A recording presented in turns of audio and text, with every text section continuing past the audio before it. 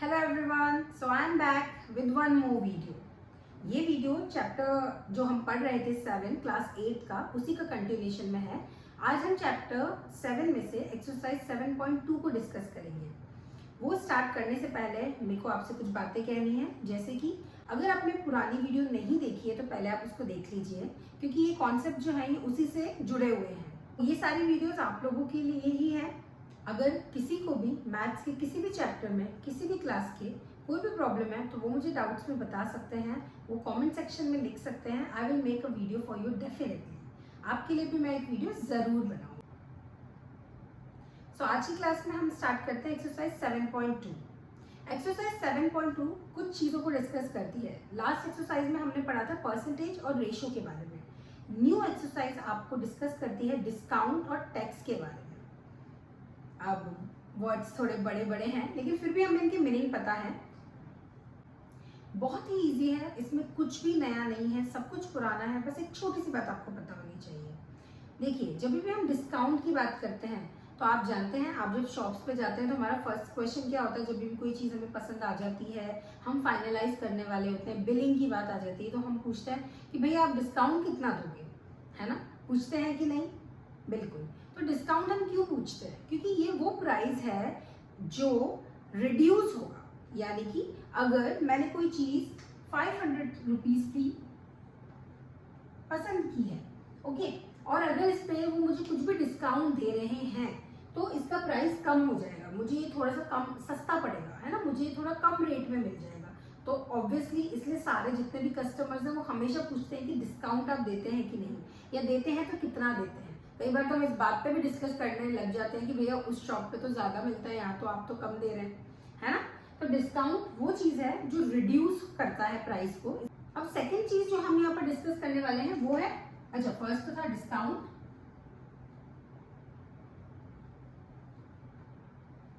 Second is tax. Okay,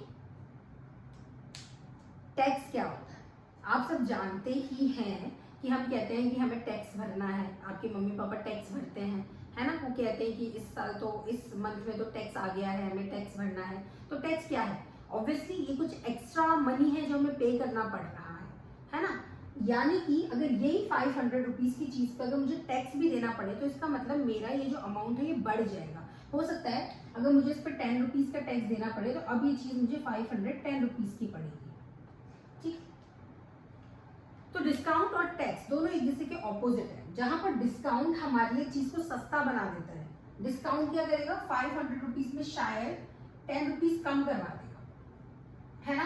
तो हमें ये चीज 490 रुपीज की ही पड़ेगी, तो हमें 10 रुपए का प्रॉफिट हो जाएगा। और टैक्स क्या करेगा? इस चीज को हमारे लिए महंगा कर देगा। तो ये दोनों ऑपोजिट है। लेकिन आपको इसमें छोटी सी बात याद रखनी है, वो ये याद रखनी है कि हमारा जो भी अमाउंट है इसमें टैक्स ऐड होता है। ठीक है, हमारा जो भी अमाउंट है इसके अंदर टैक्स ऐड होता है और अमाउंट को बढ़ा देता है। जबकि डिस्काउंट क्या करता है? डिस्काउंट माइनस होता है, सब्ट्रैक्ट होता है और हमारे अमाउंट को कम कर देता है। बस ये इतनी सी बात है जो आपको इस एक्सरसाइज को स्टार्ट करने से पहले समझिए। बस इसके बाद सब कुछ सेम है जो हमने फर्स्ट एक्सरसाइज में किया वैसे ही। तो इतनी सी बातें याद रखिए कि टैक्स जो है वो ऐड होता है, ओके, और डिस्काउंट जो है वो सब्ट्रैक्ट होता है।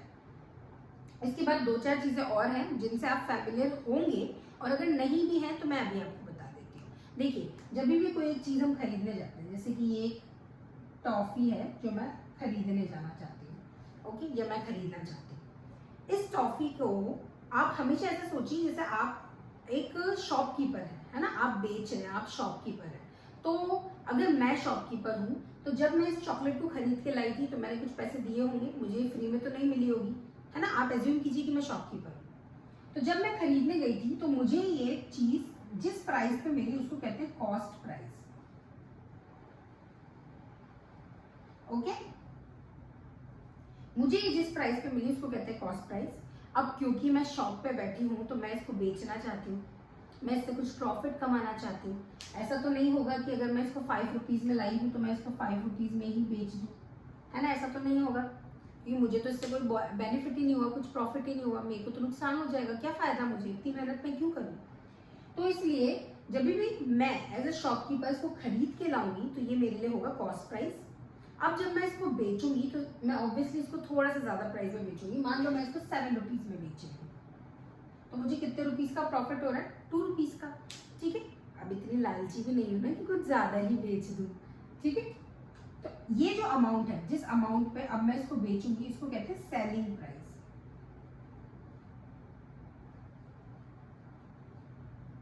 जिसपे मैंने खरीदा कॉस्ट प्राइस, जिसपे मैंने बेचा सेलिंग प्राइस। अब अगर ये जो प्राइस है, इन दोनों प्राइस में से अगर सेलिंग प्राइस ज्यादा है तो इसका मतलब मुझे फायदा हुआ है ना। मैंने 5 रुपए की चीज को 7 रुपए में अगर बेचा है तो मुझे फायदा हुआ है। और अगर ये कम है, मान लो कि किसी वजह से मैं चाहती हूँ कि चॉकलेट्स जल्दी खत्म हो जाए ताकि मैं नई चॉकलेट्स लेके आ जाऊँ, है ना, क्योंकि अभी ये चॉकलेट्स इतनी डिमांड में नहीं है, ये बच्चे इसको ज़्यादा पसंद नहीं कर रहे हैं, तो मैं चाहती हूँ मैं वो नई चॉकलेट लाऊँ जो बच्चे ज़्यादा पसंद कर रहे हैं, तो मैं इसको थोड़ा कम प्राइस पे बेच दूँगी। तो मैंने इस बार अब इसको क्या किया, ₹4 में बेच दिया। तो क्या मुझे नुकसान हुआ? हाँ, मुझे 1 रुपये का नुकसान हुआ। ठीक है, पर मेरी मजबूरी थी तो मुझे बेचना पड़ा। तो अगर हमारा जो सेलिंग प्राइस है वो ज़्यादा होगा, इसका मतलब हमें प्रॉफिट हुआ है। अगर ये सेलिंग प्राइस हमारा कम होगा तो इसका मतलब हमें नुकसान हुआ है। Is this clear to you? तो एसपी और सीपी आपके लिए क्लियर है। अब एक और चीज होती है एमआरपी। एमआरपी क्या होता है? कस्टमर्स को पागल बनाने के लिए मैंने इसकी रेट जो 5 रुपीज थी, मैंने इसकी रेट लिख दी ₹10। ओके, कस्टमर्स को थोड़ा ललचाने के लिए मैंने इसको लिख दिया ₹10। और उसके बाद मैंने कहा मैं आपको 3 रुपए का डिस्काउंट दूंगी, मैं आपको 3 रुपए का डिस्काउंट दूंगी और ये आपको कितने में बेचूंगी, 7 रुपीज में। तो आप खुश हो गए, अरे वाह कितना अच्छा शॉपकीपर है, इसने तो मुझे डिस्काउंट दिया, 3 रुपए चीज सस्ती मिल गई, 10 रुपीज की थी मुझे 7 रुपीज में मिल गई। आप खुश, मैं भी खुश, क्योंकि प्रॉफिट तो मुझे भी हुआ है, 2 रुपए का प्रॉफिट मुझे भी हुआ है, आप भी खुश कि आपको 3 रुपए का डिस्काउंट मिल गया। जबकि ऐसा कुछ नहीं है कि मैंने आपको कम प्राइस में बेच दिया, मैंने अपना जो मार्जिन है, मैंने अपना जो गेन है, अपना जो प्रॉफिट है वो ऐड करके ही आपको बेचा है, और इसमें कुछ भी गलत नहीं है। अब आप ऐसा ना सोचने लगना कि शॉपकीपर कितना बुरा है, ऐसा कुछ भी नहीं है। देखिए, वो भी बिजनेस कर रहा है तो वो भी कमाना ही चाहता है, अगर वो ऐसा नहीं करेगा तो वो इस बिजनेस को कंटिन्यू नहीं कर पाएगा, तो इसमें कुछ बुरा नहीं है। What ever he is doing is right. हमें ये समझना है कि कॉस्ट प्राइस क्या होता है, वो प्राइस जिसपे शॉपकीपर ने खरीदा। सेलिंग प्राइस क्या होता है, वो प्राइस जिसपे शॉपकीपर बेचेगा। एमआरपी वो प्राइस जो वो उसके ऊपर लगा देता है। देखिए, आप किसी भी चीज को खरीदने जाए, अगर मैं इस मार्कर को भी देखूं तो इस मार्कर के ऊपर भी एमआरपी लिखी हुई होती है, लेकिन ये जरूरी नहीं है कि वो चीज मुझे एमआरपी पे ही मिले। कई बार वो चीज मुझे एमआरपी से कम रेट में भी मिल जाती है। ज्यादा रेट में तो आप बेच ही नहीं सकते, एमआरपी से ज्यादा रेट तो आप ले ही नहीं सकते।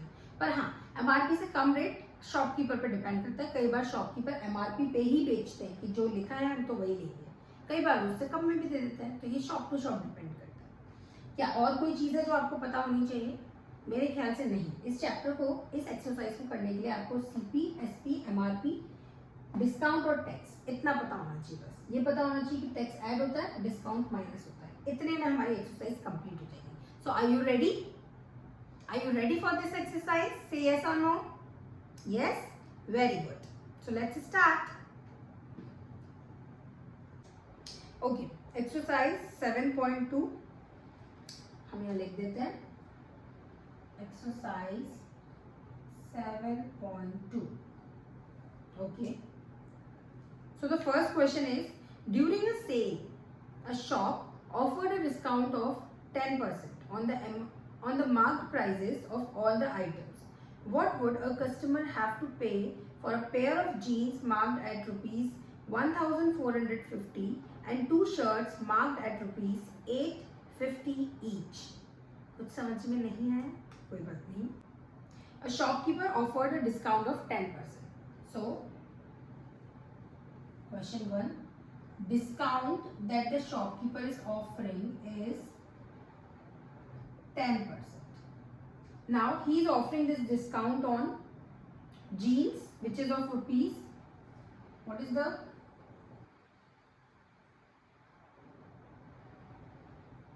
₹1450 and shirts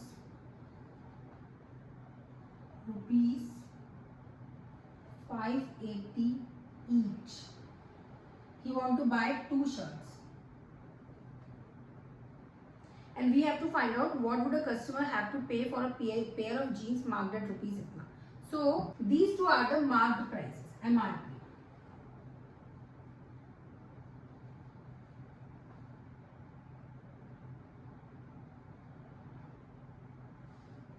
So this is the MRP of the jeans and this is the MRP of the shirt.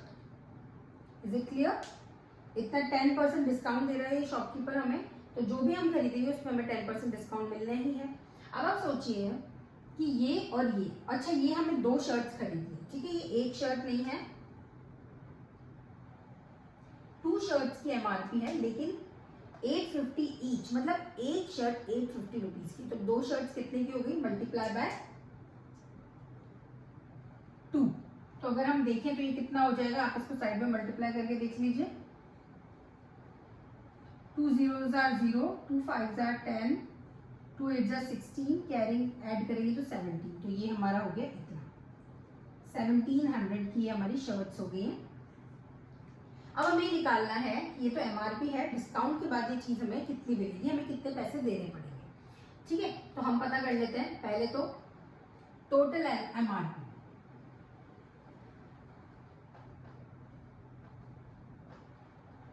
जो जब भी हम कोई चीज खरीदते हैं तो हम तो टोटल बिल ही देते हैं ना, ऐसा थोड़ी होता है कि शर्ट के लिए अलग से पैसे देंगे और जीन्स के लिए अलग से पैसे देंगे, हम तो सब कुछ एक साथ ही देंगे।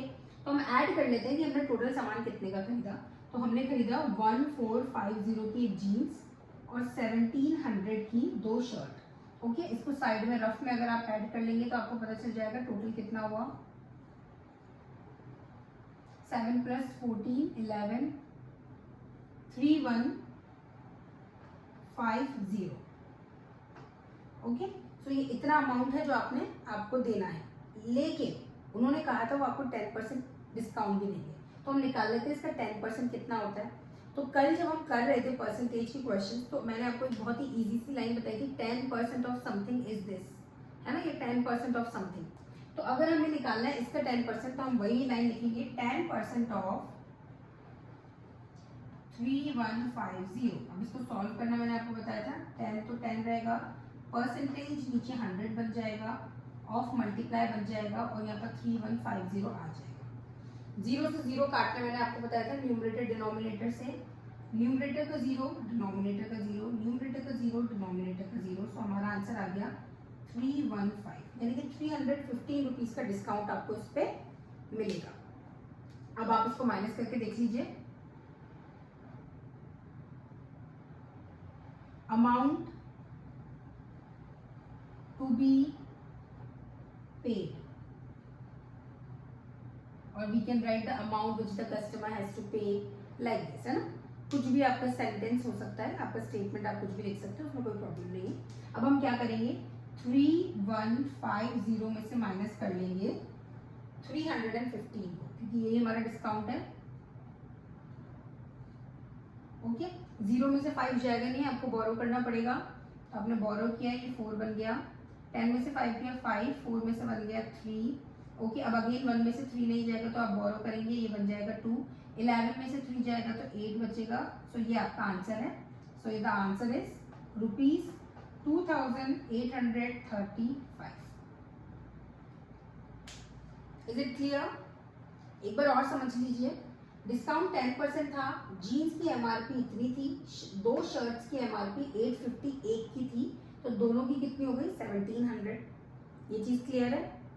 अब उन्होंने हमसे कहा कि एज अ कस्टमर आपको लास्ट में कितना पे करना पड़ेगा, एज अ कस्टमर को कितना पे करना पड़ेगा। तो हमने देखा कस्टमर ने कितना सामान खरीदा, उसने एक तो जीन्स खरीदी और 2 शर्ट खरीदी, तो ये था 3150 का सामान, इसमें उसको 10% डिस्काउंट मिल गया। 10% का मतलब होता है 315 रुपीज, तो ये 315 रुपीज जो हमने टोटल में से माइनस किए, तो इसका मतलब ये वो आंसर है, ये वो अमाउंट है जो कस्टमर को पे करना है, okay.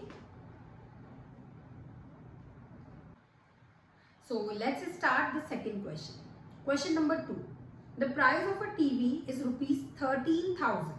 the sales tax charged on it is at the rate of 12%. Find the amount that Vinod will have to pay if he buys it. Now see, the question is very simple. एक TV है जिसको हमें जो 13,000 का है, जिसकी MRP 13,000 है और इसके ऊपर सेल्स टैक्स लग रहा है. अब देखिए टैक्स के नाम अलग अलग हो सकते हैं, है ना. तो यहाँ पर सेल्स टैक्स है, पर आपको ये समझना है कि ये टैक्स है और ये उसके ऊपर लग रहा है 12%. अब हमें ये पता करना है कि विनोद जो है उसको कितना पे करना पड़ेगा अगर वो इस टीवी को खरीदना चाहता है. Okay, so let's write MRP of TV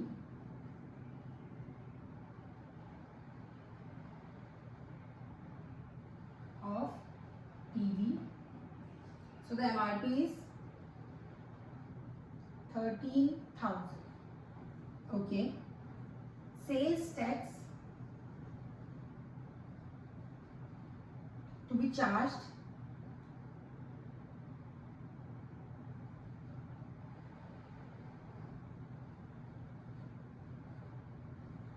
on it is 12%. Now we have to find the amount which Vinod will have to pay if he buys it. मतलब बेसिकली हमको निकालना है इसका वो अमाउंट जो विनोद को पे करना पड़ेगा. तो एक्चुअली में देखिए जो अमाउंट विनोद पे करेगा वो शॉपकीपर की तरफ से कौन सा अमाउंट है, वो शॉपकीपर की तरफ से सेलिंग प्राइस है ना. एज अ कस्टमर जो अमाउंट हम पे करते हैं वो शॉपकीपर के लिए तो सेलिंग प्राइस है ना. तो हमें सेलिंग प्राइस निकालना है. अब देखिए बहुत ही सिंपल है, ये इसका MRP है और ये टैक्स है. मैंने आपको बताया था अगर टैक्स है तो वो ऐड होगा, यानी कि आपको सिर्फ इसके अंदर 12% को ऐड कर देना है. अब आपको पहले ही निकालना पड़ेगा कि इसका 12% होता कितना है और आपको उसमें ऐड करना है बस. एंड और क्वेश्चन आपका खत्म हो जाएगा. देखिए फर्स्ट वही सेम स्टेटमेंट जो हम लिखते हैं 12% of this. Okay, so let's find out 12% of 13,000. 13,000 का 12% निकालते हैं. कैसे? 12 अपॉन 100 ऑफ मतलब मल्टीप्लाई 13,000. 1 और 2, 2 जीरो से 2 जीरो आप काट दीजिए तो आपके पास यहाँ पर बचा 12 मल्टीप्लाई बाय 130. ओके, अब आप इसको रफ में सॉल्व करके देख लीजिए. यहाँ पर रफ में हम सॉल्व कर लेते हैं. देखिए पूरा 130 से मल्टीप्लाई करने की जरूरत नहीं है. 12 को जीरो हम लास्ट में लगा देंगे जैसा कि मैंने आपको समझाया हुआ है. तो हम सिर्फ 13 और 12 को मल्टीप्लाई करेंगे. 2 3s are 6, 2 1s are 2 और 1 से करेंगे तो 13 आएगा. 6 5 1. ओके, 1 5 6 0. तो ये आपका टैक्स है, यानी कि 30,000 के ऊपर आपको 1560 रुपीज एक्स्ट्रा देने पड़ेंगे. ये टैक्स है जो इस टीवी के ऊपर लग रहा है ना. विनोद has to pay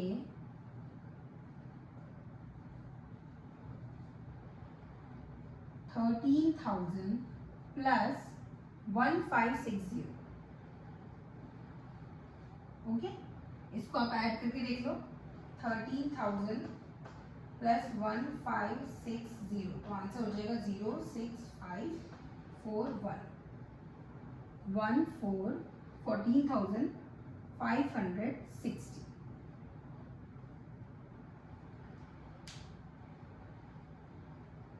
एक बार और समझ लीजिए. टीवी की MRP थी 13,000, इस पर टैक्स लग रहा था 12%. हमने निकाल लिया 12% कितना होता है. 12% ऑफ 13,000 हमने सॉल्व किया. परसेंटेज को नीचे ले गए 100 ऑफ का मतलब मल्टीप्लाई, तो 0 से 0 कट किया. 12 और 130 को मल्टीप्लाई किया तो ये आंसर आया. तो ये हमारा टैक्स है जो हमें इसके ऊपर एक्स्ट्रा देना है. तो विनोद को कितना पे करना पड़ेगा, जो भी MRP था उस प्लस टैक्स. तो ये हमारा आंसर आ गया. I hope it is clear.